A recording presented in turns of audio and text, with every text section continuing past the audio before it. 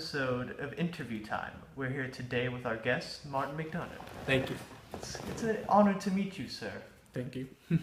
Well, the fans want to know, and many newcomers, how you started. So let's start with your roots. Where were you born? I was born in Camberwell, England, March 26, 1970. I grew up with my mom, my dad, and my older brother, John. I lived in England most of the time, pretty much most of the time. I mean, I traveled to Ireland, Connemara, with my family. We went there almost every summer. So, beautiful landscape. Very beautiful. Yeah, so that's pretty much where I've been most of the time. So, would you say your parents had a big influence on you? Were they the reason why you got Not into at all, not at all. Oh, It was really? more my brother, John. He always liked screenwriting. I mean, we both love film. It's my first love. Theater's my second, last. But I'd say that my brother John, he's been really helpful to me. He dropped out of school at 17, in high school, to be a screenwriter.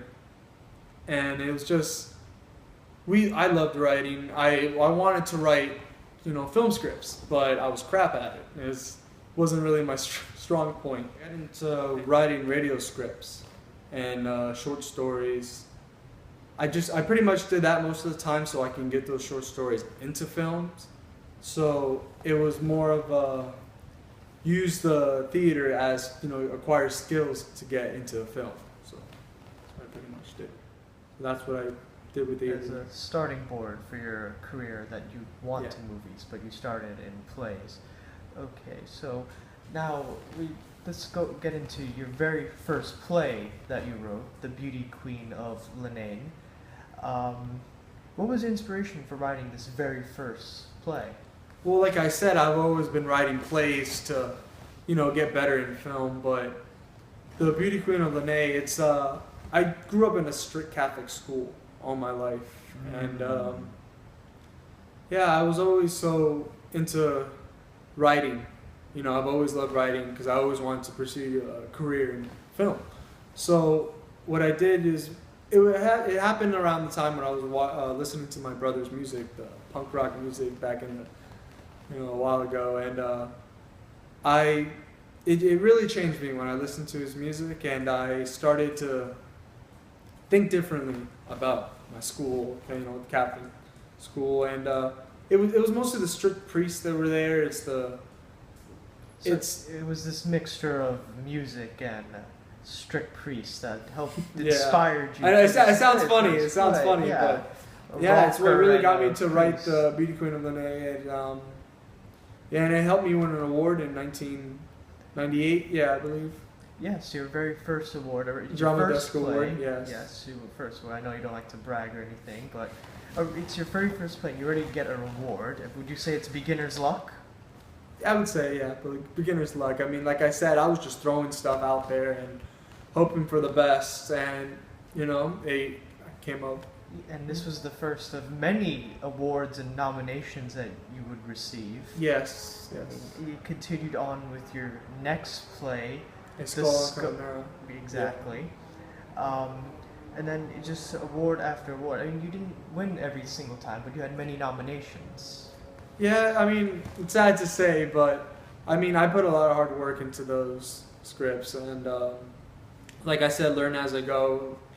And I got a lot of tips from a lot of other writers, and just being in theater now really helps me gain, more knowledge and stuff. So I'm sure being nominated was just an honor by itself. I mean, still would have been nice to win, but you win some, you lose some. Of course, right? Hey, everyone wants to win. So, besides The Beauty Queen of Lanaine, talk about some other plays you were in.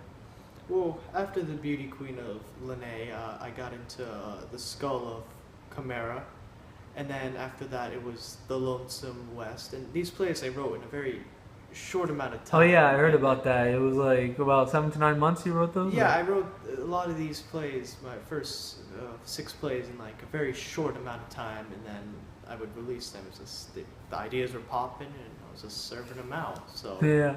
they were coming up rapidly. So then they're all based off where I grew up and stuff. So like Most of it was from Ireland? Because I can see you wrote about the Ireland. Skull of Chimera, like I said earlier.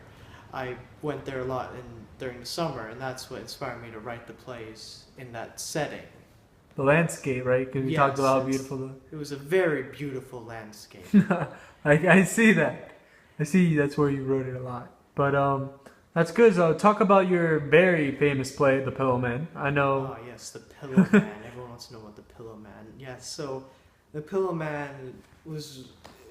I wrote that play, and everyone says it's a very dark. Very gory and gruesome, right? Yes. What inspired me was the Brother Grimm fairy tales. The short stories like dark fairy tales. So I wrote a few original pieces of my own. One of them, like one of the shorts I wrote, was called The Pillow Man.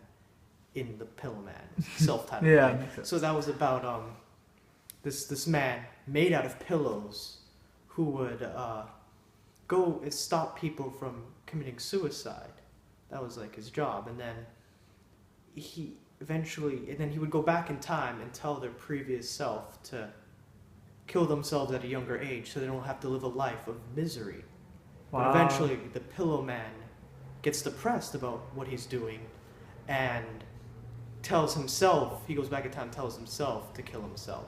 Where do you come up with an idea like that? Well, I mean, it's all up here. A good playwright never reveals the secrets. So, how do you feel you contributed to the theater? Well, I don't like to brag or anything. I don't like to think I contributed that much. I'd like to think I've inspired some people, but hopefully my plays will be remembered. I mean, I've heard people call me the most important living playwright in Ireland. Living, not dead, but still it's an honor, and I try to stay level-headed about the whole thing. But I really don't think I've contributed much. I mean, most of my plays, you see, it's very dark and sometimes gory, and you don't always have to write a play like that. But well, I'm pretty sure you contributed for inspiration. Yeah, I'm pretty sure you contributed a lot to the theater, though. Can you share with us any techniques or any special methods you have? A lot of my stuff, like I said, the settings is based off where I've lived and the places I've seen. Also, things I've gone through. So very autobiographical about what I've done. So again, like in Pillman, I had a short story that was very similar to my own life. Mm-hmm. In one of the scenes, it was about a playwright, an inspiring playwright whose parents tried to inspire him to write more darker stories. So in the other room, they would torture his brother. Wow. They would torture his brother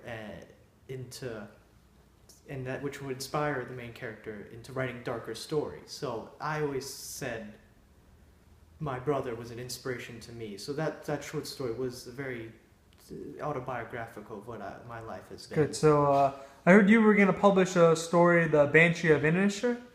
Why didn't you publish it? That piece of trash. Oh, it was terrible. It was going to be my 6th play I wrote, but I felt like it wasn't that good and it didn't need to be published, and it is in a waste bin at my house where it needs to be. Well, I mean, you've written a lot of other famous plays, and you've really done a lot for this community, the theater community, and so yeah, that's it. So thank you for coming, Mr. Martin. Oh, anytime. The pleasure is all mine. Thank you.